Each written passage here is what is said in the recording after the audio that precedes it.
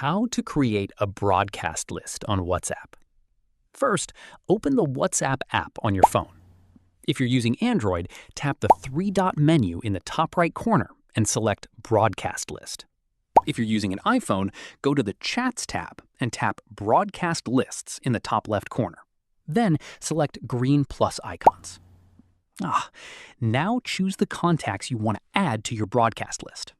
Once you've selected everyone, tap the check mark on Android or Create on iPhone. Your new broadcast list will open like a regular chat. Type your message and tap the send button. Each recipient will receive the message as an individual chat, not as a group message.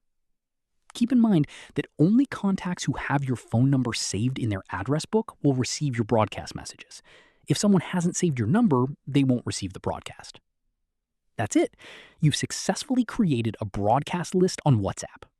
If this tutorial helped, don't forget to like this video and subscribe for more WhatsApp tips, messaging tutorials, and easy tech guides.